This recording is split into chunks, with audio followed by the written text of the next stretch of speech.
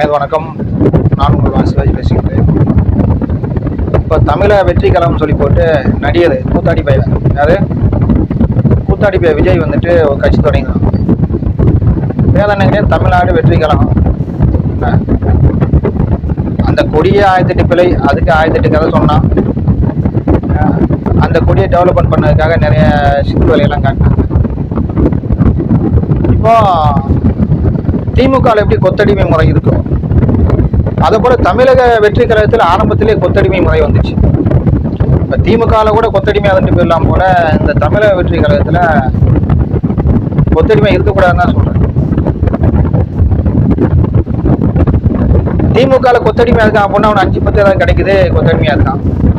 ஆனால் நம்ம கட்சி தொடங்கக்கூடிய அந்த விஜய் கட்சியில் என்ன கிடைக்குது, அங்கே கொத்தடிமையாக இருக்க முயற்சி செய்றீங்க. நேற்று பார்த்தீங்கன்னா விஜயோட மாநாட்டுக்கு பந்தக்கால் நடுறாங்க. ஆனால் இந்த விஜய் என்ன பண்ணாங்க, பந்தக்கால் நடக்கு போகல. நேற்று ஒரு படப்பிடிப்பு நடந்ததுக்கு அங்கே போயிருக்கான். அங்கே போய் நடிகையோட போஸ் கொடுக்கான். இங்கே உள்ள அடிமைகள் எங்க இந்த தமிழக வெற்றி கழகத்தில் பந்தக்கால் நட்டானே அவனும் அடிமைகள். அதை பேட்டியை எடுத்து போட்டிருக்கான். ஏண்டா விஜய் ரசிகர்களே, ஏண்டா கொத்தடிமை நாய்களே, ஏன்டா டே ஒரு தலைவாங்க இல்லை, அங்கே போயிட்டு பந்தக்கால் நடுறா, உனக்கு கொஞ்சமாவது சூடு சுரணை ரோசா இருக்காடா. சோத்தில் நீ உப்பு போட்டு தான் தின்றீங்களா, இல்லை சோத்தில் என்ன போட்டு தின்றீங்க நீங்கள் சொல்லுங்க பார்க்கலாம். உங்கள் தாய் தான் உங்களுக்கு என்ன வாங்கி கொடுத்து வளர்த்தாங்க? கொஞ்சமாக சோத்தில் உப்பு போட்டு தின்னுங்கடா நாய்களே. ஒரு தலைவன் இல்லாமல் நீ பந்தக்கால் நட்டிருக்கியே, அந்த கட்சி முதல்ல ஒதுக்கிடுமா? நீ கேட்டா நீ மாற்று கட்சி அப்படின்ட்டா. என்னட்ட அவன்கிட்ட மயிறு கட்சி இருக்குது கேட்டா ஒருத்தன் சொல்றான், நாங்கள் 45 லட்சம் பேர்த்த நான் உறுப்பினராக சேர்த்துட்டோம். என்ன சேர்த்து மயிரை போட போறேன்? எங்க தெருல கூட 10 நாய் சேர்ந்துருக்கு. அந்த 10 நாய் வந்துட்டு அதுல 4 நாய் வந்துட்டு பார்த்தீங்கன்னா ஏடிஎம்கேல இருக்கு, இன்னொரு 4 நாய் டிஎம்கேல இருக்கு, இன்னொரு 4 நாய் வந்து பிஜேபியில இருக்கு. இவங்கெல்லாம் சேர்ந்தாலும் உறுப்பினர் போல இல்ல தத்துவம் இல்லாத நாய்கள் இல்லை சேர்ந்ததெல்லாம். கேட்டா 45 லட்சம் பேர் சேர்த்துட்டோமா. ஒருத்தர் என்ன பண்றான், அவங்க ஆத்தா அவங்க அப்பன் அவங்க அக்காலாம் சேர்த்து விட்டுருக்கான். அவங்க அப்பா வந்துட்டு இங்கே ஒரு கட்சியில் இருக்காரு, அந்த கட்சி அது கொஞ்சம் இதில் இருக்காரு. அவங்க அம்மா ஒரு கட்சியில் இருக்கு. ஏண்டா வீட்டில் வந்துட்டு 10 ஐடி கார்டாக வாங்கி வச்சுப்பீங்க. எல்லா வீட்லையும் பார்த்தீங்கன்னா 4 ஐடி கார்டு இருக்குது. ஒன்று ஏடிஎம்கேல இருக்கும், டிஎம்கேல இருக்கும், இல்லை பிஜேபியில் இருக்கும், இல்லை காங்கிரஸில் இருக்கும், இல்லை பாமகவில் இருக்கும். அதை போல் இதுலேயும் உறுப்பினர் கார்டு ஒன்று வாங்கி வச்சுக்கிட்டாங்க. கேட்டால் நாங்கள் எங்கிட்ட 45 லட்சம் பேர் சேர்ந்துட்டாங்க. அந்த 45 லட்சம் அடிமைகள் நாய்களுக்கும் சொல்றேன் கேட்டு. ஒரு தலைமை இல்லாம மாநாட்டுக்கு பந்தகால ஊனியிருக்காங்கல்ல, இதை எங்கேயா போய் ஒரு கேள்வி கேட்டியாடா நீ? ஏண்டா நீ வந்து கொத்தடிமையா போய் மாநாட்டை தயார் பண்ணிட்டு இருக்க. இந்த இந்தியா வந்துட்டு பிரிட்டிஷ்காண்ட அடிமையா இருந்துச்சு. அந்த அடிமை வீரங்க உடைச்சு இந்த இந்தியாவை மீட்டு வரக்க எண்ணற்ற உயிர் பலியாகி செத்தாங்க. உனக்கா நமக்கா உரிமை கிடைக்கும். அந்த உரிமை வேணும் அப்படின்னா அரசியலை கையகப்படுத்தணும். அதுதான் அந்த அரசியலமைப்பு தொடங்கப்பட்டுச்சு. ஆனா நீ இந்த அரசியல் கட்சியில வந்துட்டு மீண்டும் போய் கொத்தடிமையா. விஜயோட மாநாட்டு பந்தல் கம்ப நட்டாம்ல, விஜய் ரசிகர் ஒன்னு சொல்றேன், இது நீ பதில் சொல்லிட்டு பாக்க. விஜய் வந்து மாநாட்டு பந்தல் கொடி கம்ப நட்டீங்கல்ல, ஏன் அந்த விஜயோட பட பூஜை அங்க போட்டான்னு சொல்லு. ஏன்னா நடிகை இங்க வரமாட்டா, அவன் தோல் சுருங்கிடும், அடிக்கிற வெயில எல்லா மேக்கப்பும் மல்ட் ஆகிடும். நீ ஃபேன் வச்ச அப்படின்னா விஜயோட டோப்பாத்தால ஓடிடும். விஜய் மூஞ்சே முக்காலி கண்டகரைன்னு ஆகிடும். அவன் மூஞ்சே பார்க்க செய்யாது. இதெல்லாம் தெரிஞ்சுதான் அவங்க வரல. நீ நல்லா கேளு. நீ 3 நேரம் சாப்பாடு சாப்பிடல, சோத்துல போட்டு தின்றல, அவன் உடம்புல ரத்தம் தானே ஓடுது, விஷம் ஓடல. இந்த மாநாட்டில் நீ வந்து பந்தக்கால் நடக்கு, நீ ஏண்டா வரலான்னு சொல்லி போட்டு விஜய் எவனா கேள்வி கேளுங்க. சும்மா எல்லா கேள்வியும் விஞ்ஞானம் வளர்ந்துச்சுல்ல, செல்போன் இருக்குல்ல. விஜய் மாநாட்டு பந்தக்கால் நடப்போ ஏண்டா விஜய் வரலன்னு கேளுங்க. ஒரு மாநாட்டு விழாவுக்கு வந்துட்டு பந்தக்கால் நடுறதுக்கு வந்துட்டு தலைமை எல்லாம் எவனா நடுவானா சொல்லு. நீ நடுத, நீ வந்துட்டு நீ வெயில நிக்க, அவன் ஏசியில நிக்கான். இதான் அடிமை முறை. இதை எடுத்து போதான்னு தான் கம்யூனிஸ்ட். ஆனா நீ கம்யூனிஸ்ட் என்ன பண்றீங்க, காணாம போயிடுச்சு. இதுதான் அதிகார வர்க்கம் சொல்றது. இவன் வந்துட்டு கட்சியாக முடிக்கல, அதுல அதிகாரத்தை செலுத்துதான். எங்க நான் மேலானவன் நீ அடிமையானவன் அப்படின்றான். இப்ப சாதியல் ரீதியா அடிமை கிடையாது, பொருளியல் ரீதியா தான் இப்ப அடிமையாக படுறாங்கல்ல. அந்த விஜய் மாநாடு திடலுக்கு வந்துட்டு பந்தகால் நடந்துக்கு வரல, ஏன் வரலன்னு எவனும் கேட்க மாட்டேங்க. கேளுங்கடா கேள்வி, கேட்காம இருக்காதீங்க. அடுத்தது சொல்ல விஜய் யாரும் மது குடிச்சிட்டு வரக்கூடாது, இவங்க கால ஒளி நீ வந்து படத்துல சிகரெட்டு பிடிச்சி மது பிடிக்க போதகை தான் அவன். விஜய் நல்ல போதகை, நல்ல சரகடிப்பான். ஆனா அவன் சரகடிச்சுட்டு வருவான். எப்படி அவனுடைய சரக்கு வந்துட்டு நம்ம தமிழ்நாடு அரசு விற்கிற அந்த 140 கோடி இல்லப்பா, அவன் அடிக்கிற சரக்கு பார்த்தீங்கன்னா ஃபுல்லே 50,000 ரூபாய், ஃபுல்லே வந்து 1 லட்சம், ஃபுல்லே 5 லட்சம், அந்த கேட்டகரியிலாம் அவன் அடிச்சுட்டு இருக்கான்.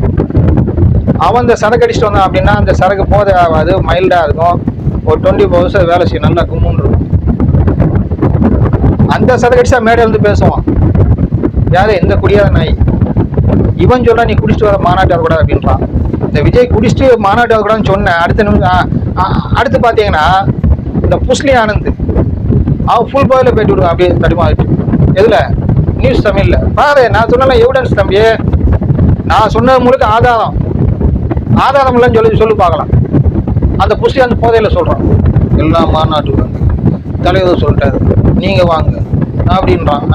ஏண்டா பாண்டிச்சேரி பாய்ஸ் அந்த புஸ்லி ஆனந்த் அவன் போதையில இருக்கான் 24 hours. அவன் தலைவனும் போதையில இருக்கான். விஜய் என்ன போதையில இருக்கான் கேட்டீங்கன்னா மது பொண்ணு போதையில இருக்கான். என்ன அடுத்து என்ன போட்டு கேட்டீங்கன்னா சாராய போதையில இருக்கான். என்ன பண போதையில இருக்கான். என்ன இப்போ அரசியலை கைப்படுத்துறான், அந்த போதைக்கு வந்துட்டான். பொம்பளை போதை சாராய போதையில இருக்க உன் தலைவன் விஜய் தான் வந்து நாட்டை திருத்துவானாடா. அவன் சொல்றான் மது குடிக்காம வாங்கன்றான். நீ மது குடிக்காம வாங்கன்னு சொல்றீல, அண்ணன் திருமண மாநாடு நடத்துறான் இல்ல, மது ஒழிப்பு மாநாடு, நீ அங்க போய் கலந்துக்கிட வேண்டியானே சொல்லுப்பா. என் வாயில என்ன கொலாட்டை வச்சிருக்கீங்களா விஜய் ரசிகர்களா? நான் அப்படி பேசுறேன், சிவாஜி கடுமையா பேசுறேன் அப்படின்னு இல்லப்பா. நீ இந்த நாட்டை வரலாறு எடுத்துக்கோ.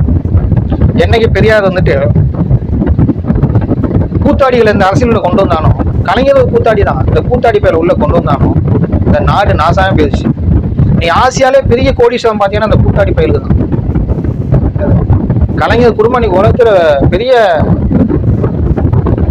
கோடீஸ்வர குடும்பம். அடுத்து எம்ஜிஆர் ஆட்சி வந்தார், அவரால் பார்த்தீங்கன்னா பல கல்லூரிகள் கட்டினாங்க, சேவை செய்தாங்க. ஆனா பல ஸ்டுடியோக்களுக்கு பல நடிகைகளுக்கு அள்ளி கொடுத்தாரு. இந்த ராதா அம்பியா கார்டன்லாம் கேள்விப்பட்டிருப்பீங்க, சென்னையில் பார்த்தீங்கன்னா பெரிய கார்டன் பாது. இந்த ஸ்டூடியோலாம் சென்னையில் பார்த்தீங்கன்னா கேளுங்க, இன்னைக்கெல்லாம் வந்துட்டு கோடிக்கணக்கான ரூபாய் போகுது. 1 கோடி 2 கோடி இல்லைப்பா, நான் சொல்றது கோடிக்கணக்கான ரூபாய் போகுது. நான் பேசுகிற அரசியலை புரிஞ்சுக்கோ, நான் பேசக்கூடிய அரசியலை புரிஞ்சுக்கோ. நான் உனக்காக தான் பேசுறேன், எனக்காக பேசுறேன். நான் கொஞ்ச நாள்ல போயிடுவேன், புரியுதா? அடுத்து நீ இந்த மண்ணில் நிற்கணும், நான் உனக்காக தான் பேசுறேன். என்னடா சிவாஜி என்ன தாத்தான்னு நினைச்சாலும் சரிதான், என்ன அங்கில் நினைச்சாலும் சரிதான், என்ன அப்பான்னு நினைச்சாலும் சரிதான், என்ன உன்னோட சகோதரனா நினைச்சாலும் சரிதான், என்ன உன்னோட தோழனா நினைச்சாலும் சரிதான். எப்படியாலும் என்ன நினைச்சுக்கோ, நான் எல்லாத்துக்குமே உன் கூட நிற்கிறான்னு உன் கூட பேசுவேன். என்ன இந்த சினிமாவுக்காரங்க இந்த அரசியல் வந்ததுனால தமிழ்நாடு பால்பட்டு போச்சு. முன்னேற்றம் இல்லை, மலையை உடைச்சி போட்டான், சுத்தமான உணவு இல்லை, நல்ல காற்று கூட இல்லைப்பா, எல்லாம் மரபணு மாற்றப்பட்ட மரங்கள்ப்பா, சத்தான உணவு இல்லை. நீ சிறுகிழங்குன்னு கிழங்கு அது பொங்கல் சீசன்ல தான் வரும், அது எல்லாமே இந்த மண்ணில் முளைக்கலப்பா. நீ கோடிக்கணக்கான சொத்துக்கள் இருக்கு, நீ நடிகைட்டு தான் அதிக சொத்து இருக்கு, நடிகரை விட நடிகைட்டு தான் அதிக சொத்து இருக்கு. எப்படி வந்துச்சு? எல்லாம் விபச்சாரம். எல்லாம் யார் போட்ட அஸ்திவாரம் கேட்டீங்கன்னா திராவிடம் போட்ட அஸ்திவாரம். தொடர்ந்து நடிகர்கள் இந்த மண்ணை ஆண்டவங்க. ஓமந்தூர் ராமசாமி ரெட்டியார் முதலமைச்சர், நான் காமராஜரால் ஒன்று பேச சொல்ல. என்ன தமிழ்நாட்டிலே ஒரு பெஸ்ட் முதலமைச்சர் யாருன்னு கேட்டீங்கன்னா ஓமந்தூர் ராமசாமி ரெட்டியார் தான். இன்னைக்கு நீங்க இன்னொன்று சொல்றீங்களே, இன்னைக்கு தலைமைச் செயலகம் கட்டியிருக்காங்கல்ல, கலைஞர் கிட்ட தலைமைச் செயலகம். இன்னைக்கு வந்துட்டு மல்டி ஸ்பெஷாலிட்டி ஹாஸ்பிட்டலாக செயல்படுது. அங்கே தான் இந்த ஹார்ட் ஸ்பெஷலிஸ்ட்டு, இந்த குழந்தைய ரொம்ப இதயத்துக்கு வந்துட்டு நல்ல மருத்துவமனை அதுதான். ஏழை பாலைகளுக்கு நம்மளப்ப ஏழை பாலைகளுக்கு ஜெயலலிதாமியா செஞ்ச ஒரு நல்லதில் இதுவும் ஒன்று. அந்த ஹாஸ்பிட்டல் அங்கே தான் இயங்குது. அந்த இடம் பார்த்தீங்கன்னா ஓமந்தூர் ராமசாமி ரெட்டியாரோட இடம். அவர் தன்னோட சொத்து முழுக்க அந்த சமூகத்தை கொடுத்துட்டு போனார். அதே போல விஜய் இந்த கருணாநிதி குடும்பத்துக்காரங்க அடுத்து இன்னும் அரசியல் வரக்கூடிய அந்த சொத்தெல்லாம் மக்களுக்கு எவனா கொடுத்தான்னு ஒருத்தனை சொல்லு பார்க்கலாம். ஒருத்தனை சொல்லு. எவனும் மக்களுக்காக கொடுக்கல. எல்லாம் அந்த மக்களை வச்சு கோடிக்கணக்கில் சம்பாதிக்கத்தான் ட்ரை பண்ணான ஒழிய எவனும் இந்த மக்களுக்கு 10 காசு கொடுக்கல. ஒரு கூத்தாடி பைய வந்துட்டு எப்படி இருப்பான்னு என்ன கேளு. நான் அந்த சாலிராமத்துல சினிமா ஏரியாவில் தான் வாழ்ந்துட்டு வந்தேன். அப்ப இங்கே ஒவ்வொரு கூத்தாடிகளும் எப்படி சுயநலமா வாழ்வாங்க இப்படி எனக்கு தெரியும். நான் ஸ்டூடியோல வந்து 10 வருஷமா வேலை செஞ்சேன். ஒவ்வொரு நடிகரோட ஃபுட்டு என்ன, அவன குணாதிசயங்கள் என்ன, அவன் எப்படி இருப்பான்னு சொல்லி போட்டு எனக்கு எல்லாமே தெரியும். அதனால சொல்றேன் கேளு.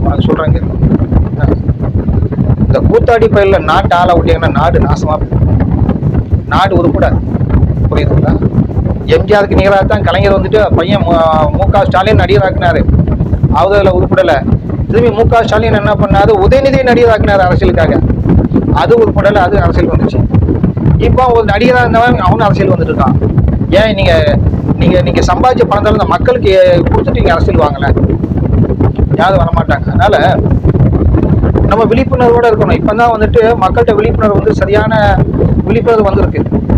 அப்ப அரசியல வெற்றிடம் இருக்காங்க கேட்டீங்கன்னா 100% வெற்றிடம் இருக்கு. 50% 80% இல்ல, 100% அரசியல வெற்றிடம் இருக்கு.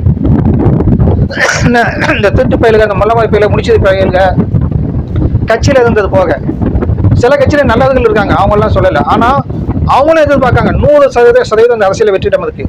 ஆனா அந்த வெற்றிடத்தை நிரப்ப இன்னைக்கு வரைக்கும் நல்ல தலைவன். அந்த தலைவன் வருவான். அது நானா கூட இருக்கலாம், நீயா கூட இருக்கலாம்.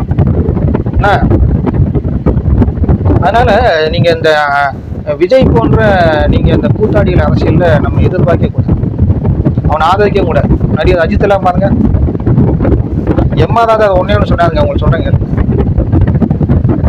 இன்னொன்னு சொல்லி முடிச்சது, அஜித்லாம் அவன் நல்லா செய்தாரு. ஏதாவது வெளியே தெரியுதா? அரசியலே பேச மாட்டாரு. ரஜினிகாந்துங்க, விஜய் என்னங்க விஜய், ரஜினிகாந்த் அரசியல் ஆரம்பிச்சாரு, காணாம போயிட்டாங்க. எம்மா.ராதா சொன்னார். யார் எம்மா.ராதா தெரியுமா? அவதான் வந்துட்டு எம்ஜிஆருக்காக மன்னிக்கணும், கலைஞருக்காக எம்ஜிஆர் துப்பாக்கில சுட்டவர். அந்த எம்மா.ராதா யாருன்னு கேட்டீங்கன்னா நம்ம ராதியா இருக்காங்கல்ல, சரத்குமாரோட பொண்டாட்டி, இப்போ பிஜேபி சென்றாங்கல்ல, சமத்துவ மக்கள் கட்சி சரத்குமார், அவரோட மனைவி ராதிகா, இவ்வளோ அப்பா தான் எம்மா.ராதா. அந்த எம்மா.ராதா சொன்னார், கூத்தாடியா பாருங்க, ஆனா தலைவனா பார்க்காதீங்க. நீங்க காசு கொடுத்து அந்த காசுல நடிச்சு அதுல வாழக்கூடியவன் எப்படி உங்களுக்கு நல்லது செய்வான் நீங்க நினைச்சீங்க சொல்லுங்க. 100 நடிகர்ல ஒரு நடிகர் நல்லவன் இருக்கும், 99% கெட்டவன். அந்த 100 நடிகர்ல ஒரு நடிகர் விஜய் நல்லவனா இருக்க கூடாது நீங்க கேட்கலாம். அது நியாயமான கேள்வி, ஆனா வரவேற்கான். அதுக்கு நான் ஒரு பதில் சொல்றேன். விஜய் தன்னோட சொத்துக்கள் முழுக்க அந்த சமூகத்துக்கு கொடுக்கும். முழுக்க கொடுக்க வேண்டாம்பா, கால்வாசியம் பொண்டாட்டி வீடு எடுத்துன்னு சொல்லுவா. 75% அந்த சமூகத்தாக கொடுக்கும். அதனால அது வரைக்கும் எம்மா.ராதா சொன்ன பதில உங்களுக்கு சொல்லி முடிச்சதை கேட்டுவாங்க. கூத்தாடியா பாருங்க, அவனை தலைவனா பார்க்காதீங்க. இதைத்தான் ஐயா சத்யராஜோட இதைத்தான் சொல்றேன்.